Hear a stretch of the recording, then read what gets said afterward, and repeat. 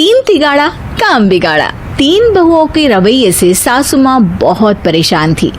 दरअसल बात ये थी कि तीनों बहुओं में किसी बात को लेकर अनबन हो गई थी। तब से ही तीनों एक दूसरे से मुंह फुलाए रहती थी। ना कोई सीधे मुंह किसी से बात करती, ना किसी का कहना मानती। पड़ोसी भी इस बात को जानते थे और जाने कैसे कैसे बातें भी करते। इसीलिए सासू माँ ने तीनों बहुओं को तुरंत अपने कमरे में बुलाया। मैं कई दिनों से देख रही हूँ तुम तीनों अलग अलग सारे काम कर रही हो। ये सब नहीं चलेगा, तीनों को मिलकर ही काम करना पड़ेगा। सास की बात सुनकर एकदम से बड़ी बहू बोल उठती है। नहीं मम्मी जी, मैं इन दोनों के साथ कुछ नहीं कर सकती। मैं इस घर की बड़ी बहू हूँ, फिर भी ये मेरा कहना बिल्कुल भी नहीं मानती। अरे जेठानी जी, जानबूझकर मुझे डबल काम करवाती है आप। और छोटी मुझसे टेढ़े मुंह ही बात करती है। इन दोनों के बीच हमेशा सैंडविच बन जाती है मेरी, और मैं हमेशा आलू की तरह बीच में मसली जाती हूँ। मम्मी जी, इन दोनों को लगता है कि मैं छोटी हूँ तो इनके पैरों तले दब जाऊंगी, लेकिन नहीं, मेरा भी उतना ही अधिकार है जितना इन दोनों का है। बड़ी आई दोनों मेरी चुगली करने के लिए, मुझे क्या कम समझ रखा है। तीनों बहू एक दूसरे से बहस करने लगती है और सास दोबारा ये देखकर टेंशन में आ जाती है और सबसे कहती है, चुप हो जाओ, अब से तुम तीनों सारे काम एक साथ करोगी। आंख बंद करके एक दूसरे की बात सुनोगी। तुम तीनों इस बात को गांठ बांध लो, वरना अगली छुट्टियों में तुम्हारा अपना मायके जाना कैंसिल। सास की बातें सुनकर डर के मारे तीनों हामी भर देती हैं। जी मम्मी जी, मैं समझ गई। हाँ मम्मी जी, जैसा आप कहें। आप जो कहेंगी मैं वही करूंगी। तीनों बहू सास की बात को गांठ बांध लेती है और वादा करती है कि अब से सारे काम वो तीनों एक साथ मिलकर ही करेंगी। ये सब देखकर सास खुश हो जाती है और वहां से चली जाती है। नीचे जाकर वो देखती है कि घर में शर्मा जी आए हुए होते हैं। सास जोर से आवाज लगाकर कहती है, अरे बहू, जरा चाय बनाकर तो लाना, शर्मा जी आए हैं। सास की बात सुनकर तीनों बहू तुरंत किचन की ओर भागती है और चाय बनाना शुरू कर देती है। मुझे तो एकदम मसाले वाली कड़क चाय पसंद है, तो हम शर्मा जी के लिए मसाले वाली चाय ही बनाएंगे। अरे नहीं दीदी, गर्मी के मौसम में मसाला चाय कौन पीता है? मैं तो शर्मा जी के लिए इलायची वाली चाय ही बनाऊंगी। ये कैसी बात कर रही हैं आप दोनों? मेरी मम्मी ने सिखाया है कि मेहमान को ज्यादा दूध और शक्कर वाली चाय देनी चाहिए, वरना वो घर वालों को कंजूस समझते हैं। तो मैं तो शर्मा जी को ऐसी ही चाय दूंगी। तीनों बहुएं अपने अपने तरीके से चाय में शक्कर, मसाला, पत्ती सब डाल देती है। उबलने के बाद तीनों मिलकर चाय बाहर लेकर जाती है और शर्मा जी और सासू माँ को देती हैं। चाय पीने के बाद शर्मा जी सासू माँ को देखकर शर्मा जाते हैं और शर्मिंदा महसूस करते हैं कि आखिर उन्होंने चाय पीने के लिए हामी क्यों भरी। सासू माँ भी चाय पीना शुरू करती है और कहती हैं, अरे बहू, ये कैसी चाय बनाई है? चाय है या मीठे दूध की बासुंदी? हाँ, चाय अच्छी नहीं लगी क्या? कोई बात नहीं, हम पराठा बनाकर लाते हैं। चलो चलो अंदर। हाँ हाँ चलो। हाँ आती हूँ मैं भी। नहीं, मेरा पेट चाय ने ही चौपट कर दिया, वही काफी है। पराठे से पोपट नहीं करवाना, मैं तो चलता हूँ। शर्मा जी चुपचाप पतली गली से निकल जाते हैं। अगले दिन सास बहुओं से कहती है, अरे बहू, जाओ जाके ऊपर के गेस्ट हाउस की सफाई कर दो। कल हमारे यहाँ मेरे दूर के रिश्तेदार आने वाले हैं, तो पूरे कमरे को चमका देना, समझी? तीनों बहू सास की बात को मानकर ऊपर सफाई करने चली जाती हैं और तीनों कमरे की सफाई चालू कर देती है। बड़ी बहू मकड़ी के जाले साफ करती है, तो बीच वाली झाड़ू लगाना और छोटी वाली सर्फ डालकर जमीन धोना शुरू कर देती है। अरे दीदी, जेठानी जी, अभी मैंने पूरी फर्श धोई और आप फिर से धूल नीचे गिरा रही हैं। और मछली जेठानी जी, आप बिना झाड़ू की धूल यहाँ छटक रही हैं। अरे तीनों को साफ करना है, एक साथ सफाई करते हैं ना। अरे वही तो, हम साथ साथ हैं, घर साफ साफ है। तीनों बहू ऐसे ही काम में उलझ जाती है और 2 घंटे तक एक ही कमरे की सफाई करती रहती है। बहुत देर से अपनी बहुओं को ना देखने के कारण सास ऊपर कमरे में उन्हें देखने जाती है, लेकिन कमरे में घुसते ही वो गीली फर्श पर फिसलने के कारण नीचे गिर जाती है। ओरी मोरी मैया, हड्डी मरोड़ के रख दी। आए मेरी तो कमर ही टूट गई रे। तीनों बहुएं सास को उठाती हैं और बिस्तर पर सुला देती है। अरे मेरे हाथ पैर दर्द कर रहे हैं, दबा दो, आराम मिलेगा। हाँ जी माँ जी। अरे जी माँ जी माँ जी। और तीनों बहुएं एक साथ सास के हाथ को दबाना शुरू कर देती हैं। माँ की तो चीख ही निकल जाती है और नतीजा ये होता है कि सास के बचे हुए शरीर में भी दर्द उठ जाता है। हाय राम, ये क्या कर दिया तुम तीनों ने। अरे मेरी तो किस्मत ही फूटी है कि तुम जैसी बहुएं मुझे मिली। हे भगवान, पूरे शरीर में दर्द बढ़ गया है। अब तो पता नहीं कि चल भी पाऊंगी या नहीं। माफ करो, मुझे गलती हो गई मुझसे कि तुम तीनों को एक साथ काम करने के लिए बोला। सोचा था तीनों मिलके अच्छे से काम करेगी, लेकिन बड़े बुजुर्ग सही कहते थे कि 3 तिगाड़ा काम बिगाड़ा। तुम लोगों ने ये बात ना आज साबित करके दिखा दी। तुम तीनों को तो समझाना यानी मानो भैंस के आगे बीन बजाना है। तुम्हें अकेले अकेले काम करना है ना, तो अब से तुम अकेले ही अपना अपना काम करो। तीनों बहुएं वहां से जाने लगती है। अरे कहाँ जा रही हो? आप ही ने तो कहा कि अपना अपना काम करो, तो मुझे मुल्तानी मिट्टी लगानी है। अरे मुझे भी तो नेल पॉलिश लगानी है, मुझे ना मेहंदी लगानी है। सास अपना सर पीट लेती है और कहती है, अरे मुझे भी लगाना है कुछ। क्या माँ जी? क्या माँ जी? क्या माँ जी? तुम्हारे घर वालों को फोन तुम्हारी हरकतें बताने के लिए। केजीएफ वाली बहू। निर्मला जी के बेटे सुमित की शादी नव्या के साथ हो गई और निर्मला जी बहुत खुश थी क्योंकि बहू रानी दिखने में बहुत खूबसूरत थी और नेचर भी अच्छा था। निर्मला जी का बहुत अच्छे से ख्याल रखती थी, कभी किसी से झगड़ा नहीं करती थी।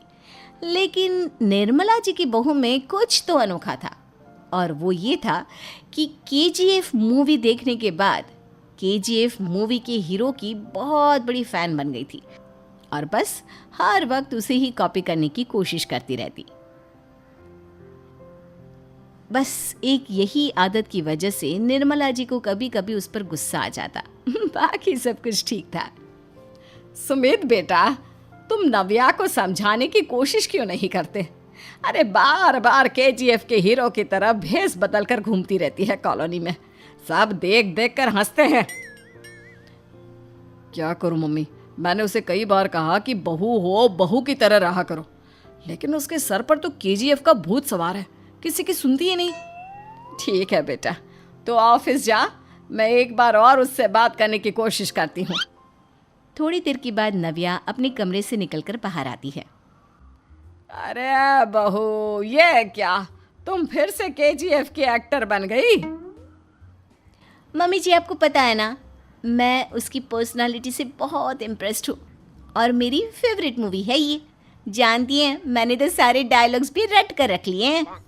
अरे बेटा, लेकिन थोड़ा बहुत समाज की भी तो परवाह करनी पड़ती है ना।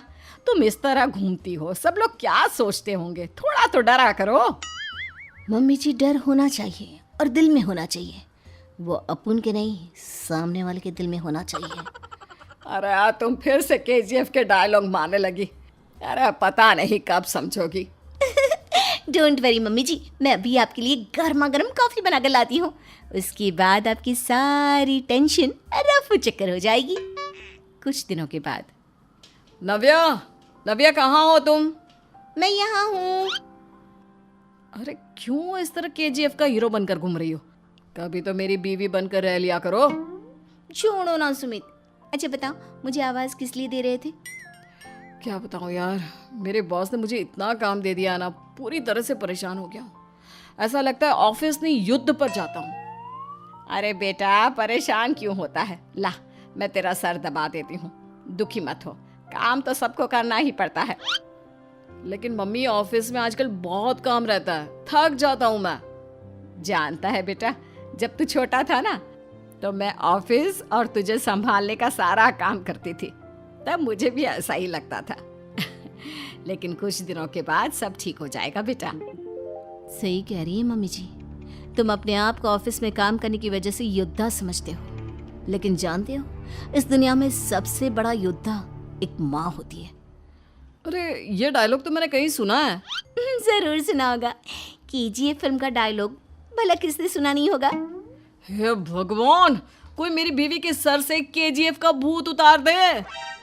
कुछ दिनों के बाद नव्या, सुमित तो ऑफिस चला गया। एक काम करते हैं, हम दोनों मार्केट चलते हैं, मुझे कुछ शॉपिंग करनी थी। ठीक है मम्मी जी, मैं अभी तैयार होकर आती हूँ। थोड़ी देर बाद नव्या फिर से केजीएफ फिल्म के हीरो की तरह गेटअप रखकर आ जाती है। अरे, तुम फिर से ये बन गई। चलिए ना मम्मी जी, आप जानती है ना, मुझे ऐसे रहना बहुत पसंद है। प्लीज प्लीज प्लीज मम्मी जी। अच्छा ठीक है, चलो। मार्केट में निर्मला जी को उनकी एक सहेली मिलती है। अरे निर्मला, ये तुम किसे साथ में लेकर घूम रही हो? लगता है फिल्म का हीरो निकलकर तुम्हारे साथ आ गया है। मेरी बहन, क्या बताऊं, ये फिल्म का हीरो नहीं है। अच्छा, ये तुम्हारा बेटा होगा। बहुत दिनों से देखा नहीं ना, इसलिए पहचान नहीं पाई मैं। अरे नहीं नहीं, मेरी पूरी बात तो सुनो। ये मेरी बहू है नव्या। है? लेकिन दिखने में तो ये बिल्कुल केजीएफ के एक्टर की तरह नजर आ रही है।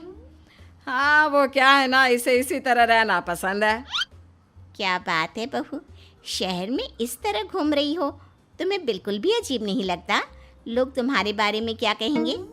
आंटी जी, जो शहर में रहने आता है ना, वो उसके बारे में सीखता है, और जो राज करने आता है ना, वो शहर को अपने बारे में सिखाता है।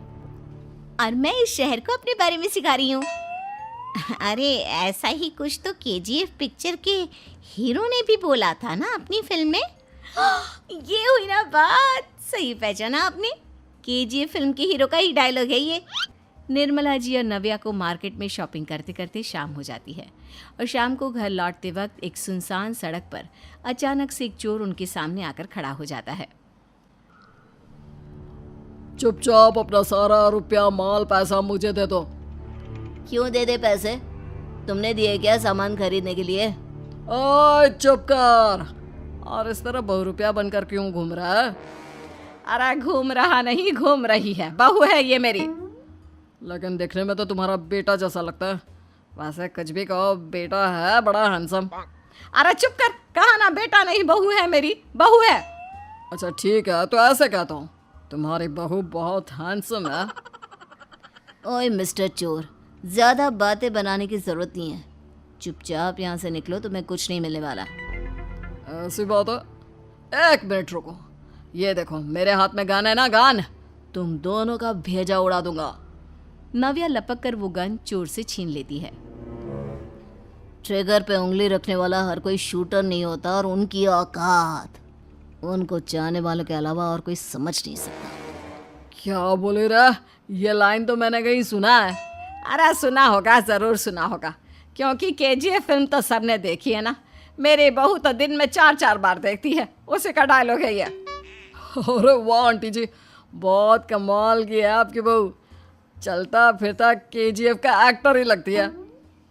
एक काम करो, अब तुम यहाँ से चलते फिरते बनो, वरना तुम्हारी ये जो नकली गन है ना, इसी से नकली गोली चलाकर तुम्हारा नकली भेजा उड़ा दूंगी। चोर डर के मारे वहां से भाग जाता है। कुछ दिनों के बाद एक दिन सुमित नव्या से कहता है, नव्या, मेरे कुछ दोस्तों ने शहर के बाहर जो बड़ा सा गार्डन है ना, वहाँ पर गेट टुगेदर का प्लान बनाया है। तुम भी सही वक्त पर रेडी हो जाना, हम भी चलेंगे। रेडी होने में तो मैं माहिर हूँ, और आप तो जानती ही है ना मैं कैसे रेडी होती हूँ। नव्या प्लीज, इस बार मेरे बीवी की तरह बनकर तैयार हो जाना। केजीएफ का एक्टर फिर कभी बन लेना। नहीं सुमित, मैं तुम्हारे दोस्तों से पहली बार मिल रही हूँ। मैं अपना असली हुनर तो दिखाऊंगी ना उन्हें। ताकि उन्हें भी पता चले कि तुम्हारी बीवी बीवी नहीं बल्कि एक बहुत फेमस फिल्म का स्टार है, स्टार। ठीक है, तुम्हारी जिद के आगे मेरी कहाँ चलने वाली है। और फिर सुमित अपनी बीवी को लेकर अपने दोस्तों के पास पहुंचता है। यह है मेरी पत्नी नव्या। अरे मुझे तो लगा ये तुम्हारा कोई नया दोस्त है। हाँ, मैं भी बहुत देर से सोच रहा था कि सुमित का नया दोस्त तो बड़ा हैंडसम है। आप लोगों को गलत फहमी हुई है, मैं इनका दोस्त नहीं बल्कि इनकी बीवी हूँ। अगर आप बीवी हैं तो बीवी की तरह क्यों नहीं रहती? आपको देखकर तो ऐसा लगता है जैसे सुमित अपनी किसी कॉलेज की फ्रेंड को लेकर घूम रहा है। अब क्या बताऊँ यार, तुम लोग ही समझाने की कोशिश करो, मेरी तो कोई बात नहीं सुनती। अरे भाभी जी, ये तो बहुत बुरी बात है, रियली वेरी बैड। हमारे दोस्त को तो बीवी के साथ रहने की फीलिंग ही नहीं आती होगी। If you think I am bad, I am your dad. अरे भाभी जी, क्या कमाल का डायलॉग मारा है, मजा आ गया। आप तो एक्टिंग भी बहुत अच्छी करती हैं। हाँ, लेकिन बस एक ही इंसान की एक्टिंग करती है मेरी बीवी, KGF के हीरो की, और उसी की तरह रूप बदल बदल कर घूमती रहती है। यार सुमित, तेरे तो मजे हैं, चलता फिरता सिनेमा हॉल तेरे संग चलता है। बेटा, मेरे कितने मज़े हैं और कितने नहीं ये तो मुझे ही मालूम है। ऐसा क्यों कह रहा है यार? सारा दिन डायलॉग सुनने को मिलते हैं और बीवी एक हैंडसम दोस्त की तरह नजर आती है, और क्या चाहिए?